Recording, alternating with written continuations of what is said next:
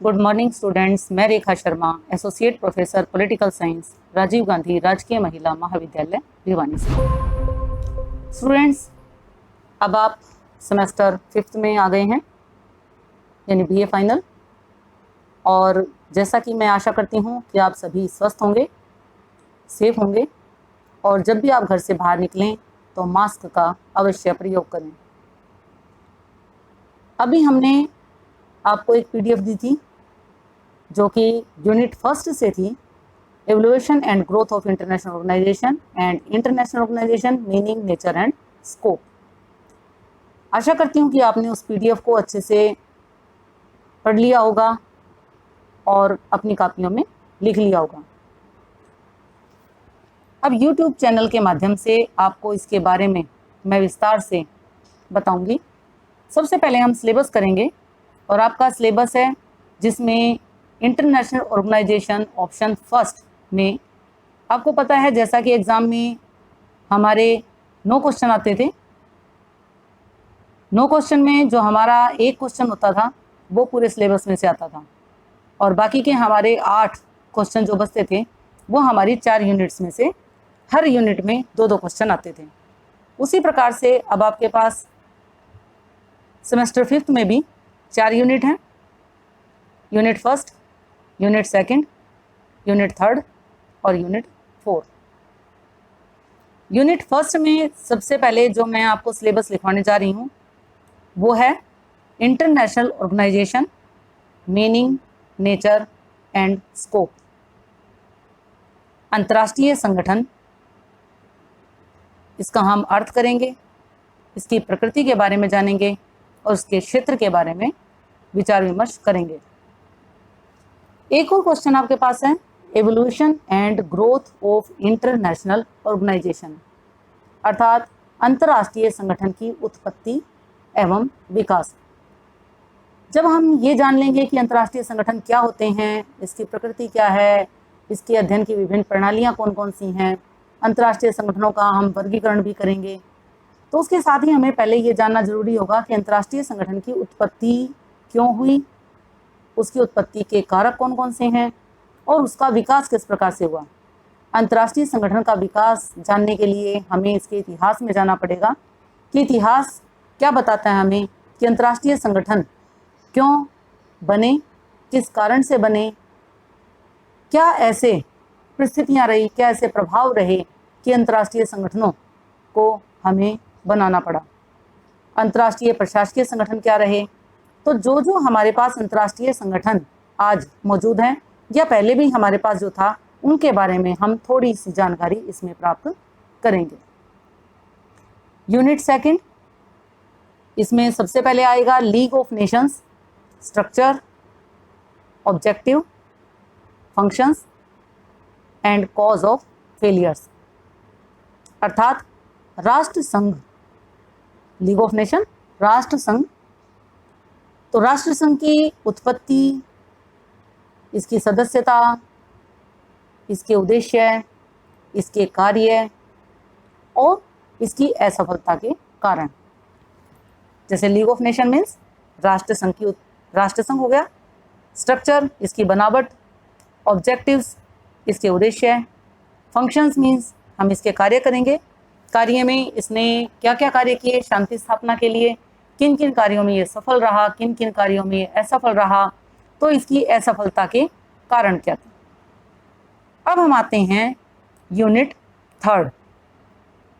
तीसरी यूनिट में आप करोगे यूएनओ, यूनाइटेड नेशन ऑर्गेनाइजेशन, संयुक्त राष्ट्र संघ जिसे हम कहते हैं। यूएनओ के बारे में जब हम जानकारी प्राप्त करेंगे तो उसमें सबसे पहले हमारे पास है ओरिजिन, अर्थात इसका उद्भव, कि यूएनओ का ओरिजिन कैसे हुआ, संयुक्त राष्ट्र संघ की उत्पत्ति कैसे हुई। इसके बाद ऑब्जेक्टिव्स, इसके उद्देश्य क्या रहे, एंड प्रिंसिपल्स, इसके सिद्धांत क्या थे। मेंबरशिप, हम इसकी सदस्यता के बारे में जानकारी प्राप्त करेंगे कि कौन कौन से देश कैसे कैसे इसके सदस्य बने, किस प्रकार से बने, कौन सी ऐसी शर्तें थीं जो सदस्यों के लिए रखी गई थी। उसके बाद स्ट्रक्चर यानी इसकी बनावट, एंड फंक्शंस इसके कार्य। तो ये तो आपकी यूनिट 3 में से जो हमारे पास आता है UNO, origin, objectives and principles, यानी संयुक्त राष्ट्र संघ, उत्पत्ति, उद्देश्य और सिद्धांत, मेंबरशिप, सदस्यता, स्ट्रक्चर, बनावट एंड फंक्शंस, कार्य। इसके बाद इसी यूनिट में ऑर्गन्स ऑफ यूनाइटेड नेशंस, यानी संयुक्त राष्ट्र संघ के अंग, कि संयुक्त राष्ट्र संघ के कौन कौन से अंग हैं, हम इन अंगों के बारे में जानकारी प्राप्त करेंगे। तो सबसे पहले हमारे पास आएगा जनरल असेंबली। जनरल असेंबली का मतलब है, आप क्या कहेंगे, जनरल असेंबली।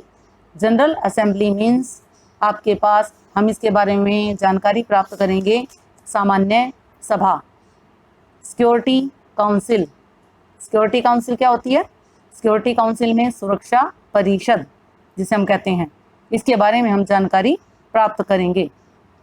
आपके पास दो गए, जनरल असेंबली, सिक्योरिटी काउंसिल, आम सभा और सुरक्षा परिषद।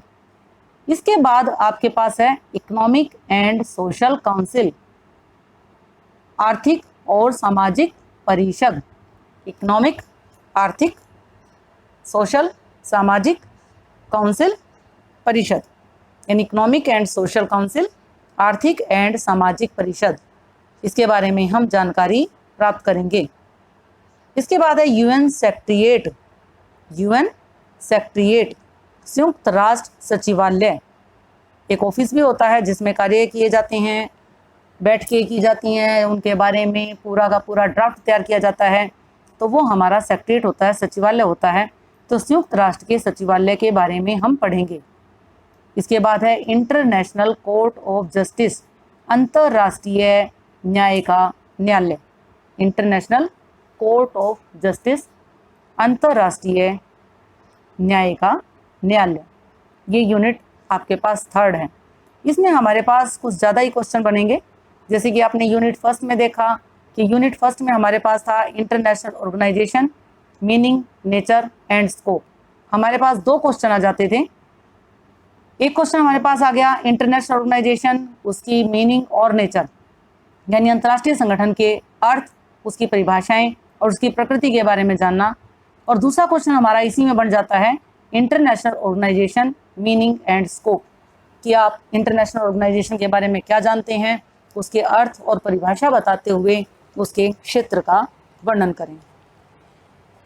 और यूनिट फर्स्ट में ही आपके पास जो था evolution and growth of international organisation, ये भी आपका एक क्वेश्चन बन जाता है। और कई बार इसी में से ही एवोल्यूशन के ऊपर और ग्रोथ के ऊपर दो अलग अलग क्वेश्चंस आपको दे दिए जाते हैं।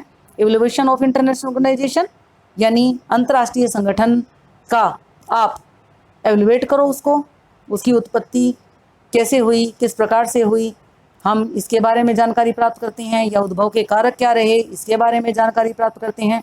और growth and international organisation, growth यानी विकास, ये अंतर्राष्ट्रीय संगठन का विकास कैसे हुआ।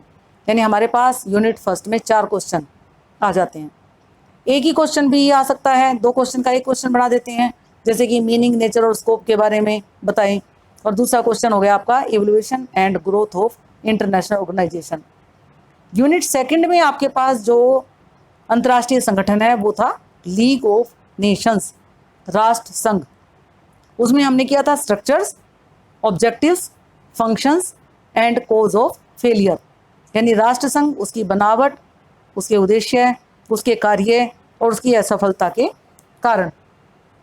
तो नेचुरल आपके पास इसमें भी 2 क्वेश्चन बन जाते हैं कि राष्ट्र संघ के बारे में आप क्या जानते हैं, उसकी बनावट बताइए, उसके उद्देश्यों के बारे में जानकारी दीजिए और उसके कार्यों के बारे में विवेचना कीजिए। या आपके पास दूसरा क्वेश्चन ये भी आ सकता है कि राष्ट्र संघ की असफलता के कारकों का वर्णन करें, कि राष्ट्र संघ क्यों असफल हुआ, क्योंकि राष्ट्र संघ प्रथम विश्व युद्ध के बाद बना था। और द्वितीय विश्व युद्ध क्यों हुआ था, क्योंकि राष्ट्र संघ अपने कार्यों में असफल हो गया था। तो 2 यूनिट में हमने देखा कि फर्स्ट यूनिट से आपके पास 4 क्वेश्चंस भी हो सकते हैं, 2 क्वेश्चंस भी बन सकते हैं, और सेकंड यूनिट में आपके पास 2 क्वेश्चंस आ जाते हैं। अगर हम बात करें यूनिट थर्ड की, तो इसमें आपने देखा कि हमारे पास ज़्यादा क्वेश्चंस आते हैं। जैसे सबसे पहले हमारे पास अंतर्राष्ट्रीय संगठन आया यूएनओ, संयुक्त राष्ट्र संघ। इसी में ही आप एक पूरा क्वेश्चन फुल भी आ सकता है जैसे इसके ओरिजिन के बारे में बताइए, इसके ऑब्जेक्टिव्स उद्देश्यों के बारे में बताइए, इसकी सदस्यता के बारे में बताइए, इसके कार्यों के बारे में बताइए। या इसके दो क्वेश्चंस बन सकते हैं कि संयुक्त राष्ट्र के उद्भव, उद्देश्य और सिद्धांतों का वर्णन करें, या संयुक्त राष्ट्र संघ की सदस्यता के बारे में जानकारी देते हुए इसकी बनावट और इसके कार्यों का वर्णन करें। लेकिन इसके आगे जो हमारे पास क्वेश्चंस बनते हैं, जो इसके ऑर्गन्स ऑफ यूनाइटेड नेशंस हैं, संयुक्त राष्ट्र के अंग, वो अंग हमारे पास हैं, जैसे नंबर 1 जनरल असेंबली, नंबर 2 संयुक्त security council, number 3 economic and social council, number 4 UN secretariat और number 5 international court of justice. 5, ये 5 क्वेश्चंस अलग अलग आ सकते हैं, क्योंकि आते ही अलग अलग हैं, क्योंकि फुल क्वेश्चन अपने आप में ये बन जाता है। तो आपके पास यहाँ पे 7 क्वेश्चन बनते हैं इस यूनिट में। 2 क्वेश्चन यूएनओ के बारे में जानकारी प्राप्त करेंगे और 5 क्वेश्चन अंतर्राष्ट्रीय संगठन के अंगों के बारे में आपके पास आ जाता है। इसके बाद आपके पास है यूनिट 4, यानी चौथी यूनिट। ये है specialised agencies of United Nation, संयुक्त राष्ट्र की कुछ विशेष एजेंसियां। हम इसके बारे में जानकारी प्राप्त करेंगे कि संयुक्त राष्ट्र किस प्रकार से कार्य करता है, यानी उसके विशिष्ट अभिकरण कौन कौन से हैं। स्पेशलाइज्ड एजेंसीज का मतलब उसके विशिष्ट अभिकरण कौन कौन से हैं, जिनके माध्यम से वो जो उसने अपने उद्देश्य रखे थे उन उद्देश्यों को वो पूरा करता है, उन उद्देश्यों की वो पूर्ति करता है। तो उन एजेंसियों में से हैं यूनेस्को, UNESCO, यूनेस्को। फिर से देख लीजिए, UNESCO, ये आपके सारे के सारे कैपिटल लेटर्स हैं। यूनेस्को मीन्स आप क्या लिखेंगे, UNESCO United Nations Economic Social Cultural Organisation. तो यूनेस्को का गठन कैसे हुआ, यूनेस्को के कार्य और उपलब्धियां क्या हैं, और आप यूनेस्को का मूल्यांकन करेंगे। इसके बाद आपके पास आता है IMF,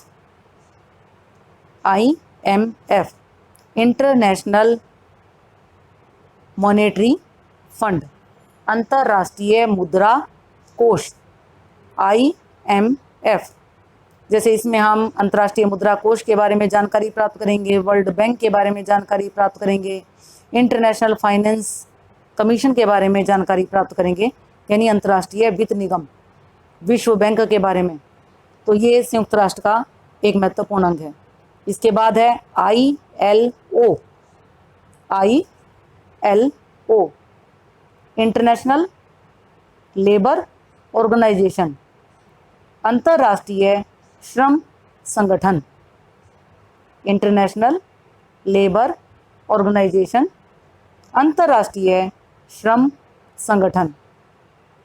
इसमें आप करोगे अंतर्राष्ट्रीय श्रम संगठन के उद्देश्य तथा सिद्धांत, अंतर्राष्ट्रीय श्रम संगठन के कार्य तथा उपलब्धियां, अंतर्राष्ट्रीय श्रम संगठन और भारत, यानी ILO एंड इंडिया। हम ये जो भी कुछ करेंगे इंडिया के संदर्भ में भी हम ज़्यादा से ज़्यादा पढ़ेंगे। अब आपके पास 3 एजेंसियाँ आ गई, यूनेस्को, IMF, ILO। इसके बाद है UNICEF, UNICEF,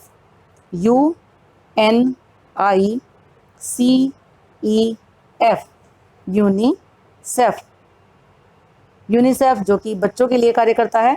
United Nations international children emergency fund, संयुक्त राष्ट्र बाल कोष, UNICEF, United Nations international children emergency fund.